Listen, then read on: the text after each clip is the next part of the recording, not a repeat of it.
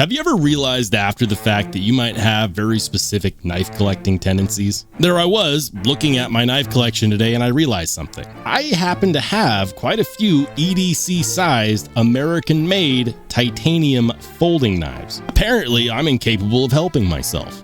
So what the hey? Let's go ahead and talk about my top 5 American-made EDC sized titanium folders. Let's go.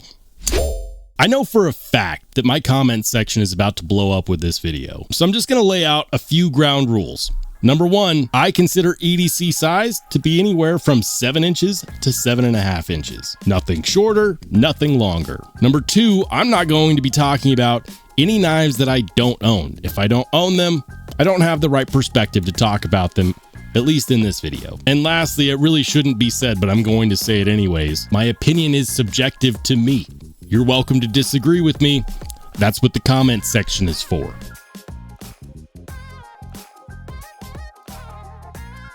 So let's get it started. I'm going to talk about one of everyone's favorite knives. This is, of course, the Oz Machine Company Roosevelt. And the Roosevelt is one of those knives that people love and they also love to hate. I love it. I just happen to think that it's a little too expensive for many reasons. And if you want to know those reasons, I would encourage you to watch the video that I made about it, and I'll link it up in the corner above. That being said, it made its way into my top 5 purely because it has some exceptional qualities. The first quality is going to be the cutting geometry. I'm a big fan of carrying and using and sharpening every knife that I own, and this one is absolutely no exception. That might make a few people cringe, but hear me out. This has some of the thinnest cutting geometry that I've seen on a full flat ground blade ever. It cuts through cardboard like a utility razor, and I'm not exaggerating. Next up is the ergos. The ergos on here are fantastic for me. While the handle scales are not contoured, it makes up for it with a finger choil that goes from the blade and bleeds into the handles, but it's mostly on the handles. So despite the fact that this knife is just over 7 inches long, it fits perfectly in my hand with plenty of real estate to spare. I really like that. And last but definitely not least, we have to talk about the action with that double detent. It's so good. I love it. I'm convinced that most people seek out this knife because they are deplorable like me and like to fidget with their knives all day long. Next up, we've got a knife which is about 10 or 11 years old. This is the small Sebenza 21, but it's not just any small Sebenza 21. To you, it might look brand new, but that's actually not because I haven't carried it. It's because I had some work done. Hear me out. This specific small Sebenza 21 is a knife that I got from the second owner who got it from the first owner. The second owner says that they never carried it, and I never had a chance to meet the first owner. So by the time it got to me, it had plenty of wear and tear on it, and it showed a lot of what I like to call the stonewash of life. Now, I am a fan of putting the stonewash of life on Reeve knives. It just seems kind of appropriate. But for me, because I didn't know the original owner, how am I supposed to know if they didn't just use it for something mundane, like popping bottle caps or digging ditches? I have no clue. So needless to say, when I moved here to the great state of Idaho, Reeve knives turned out to be my neighbor. I took the small Sebenza 21 in, and about 3 or 4 weeks later, they gave it back to me with a glass blasted finish, a magna cut blade, brand new fully tuned hardware, and one of their brand new metal injection molded titanium clips, effectively making this a brand new knife. There's something inherently cool about carrying around a 14 or 15-year-old knife that is essentially brand new that nobody else can buy at the current moment. And oh, by the way, did not initially come with Magna Cut blade steel or glass blasted finish on those scales, or this really cool pocket clip. I can't stop talking about the pocket clip. In my opinion, it's the best looking pocket clip replacement option for a Reeve knife, and it just happens to be made by Reeve Knives. Now, this one was really close to the size limit, but it squeaked in. We're going to talk about the SPK Lamia, specifically this one. This is a Gen 4 with the Nature Grip and Van Axe Super Clean. The Lamia is one of those knives that you would not expect to be as good as it is. If you've never handled one, you absolutely need to, because it's got a lot going for it. First of all, these handle scales are contoured. The contouring on the handle scales means that it's going to be exceedingly comfortable in the hand. And while some people might disagree with me and be like, there's plenty of really comfortable slab style handle scales out there, think of it like this: they don't make baseball bats with 90-degree angles. Next is going to be the crazy milling pattern on these handle scales. The Nature Grip is exceedingly popular because there's so much going on here.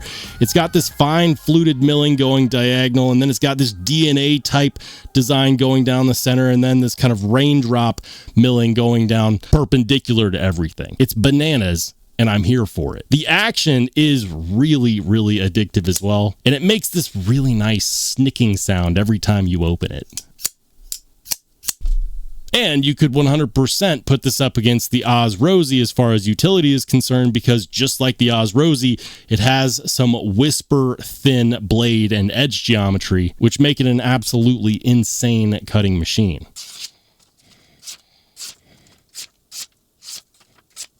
These are small batch made by one man in a shop with a CNC machine and way too much free time. But even with a table price of $800 or more, I'm going to tell you it's worth every penny.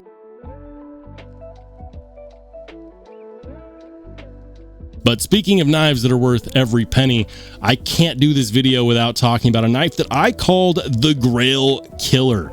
This is the TRM Neutron 2, but it's not just any old TRM Neutron 2, because not only does it have the lizard skin contoured and 3D milled titanium scales, this one also has the DLC coated blade and titanium pocket clip. This is one of those knives that absolutely blows me out of the water. Every time I look at it, I can't help but think, why can't everyone else do this? Because if you were to find me another titanium American made contoured handle scaled cutting machine like this, chances are you'd be showing me a knife that cost at the minimum $600, upwards of $800. But no, you can actually get one very like this for under $400. And back when this was available, this one cost about $425. And when you're talking about a knife with credentials like this, it's absolutely insane. Yes, it's on phosphor bronze washers, and yes, it is a liner lock, but I don't care. And just like all the other knives that I mentioned, it's exceedingly comfortable in the hand with some very, very good cutting geometry. I mean, for crying out loud, they call it the Neutron for a reason.